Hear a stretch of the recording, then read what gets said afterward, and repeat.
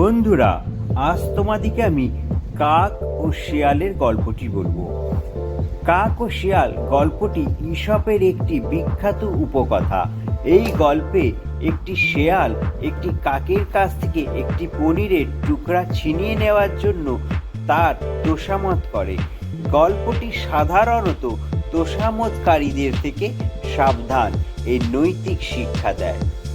গল্পটি সংক্ষেপে এরকম: একটি কাক একটি পনিরের টুকরা নিয়ে একটি ডালে বসেছিল। একটি শেয়াল সেটি দেখতে পেয়ে কাকের কাছে এসে তার সৌন্দর্যের প্রশংসা করতে শুরু করলো। শেয়াল কাককে বলল, আপনার কণ্ঠস্বর যদি আপনার সৌন্দর্যের মতো মিষ্টি হতো তবে আপনি পাখিদের রাজা হতেন। কাকটি শেয়ালের তোষামত শুনে গর্বিত হয়ে উঠল এবং নিজের কণ্ঠস্বর শোনানোর জন্য কা কা ডাক দিল। পনিরের টুকরাটি তার মুখ থেকে পড়ে গেল। শিয়াল সেটি তুলে নিয়ে পালিয়ে গেল।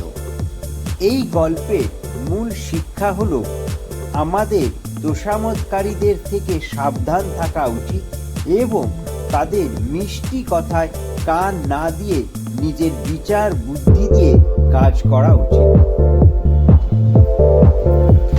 যদি বন্ধুরা তোমাদিকে আমার এই ভিডিওটি ভালো লাগে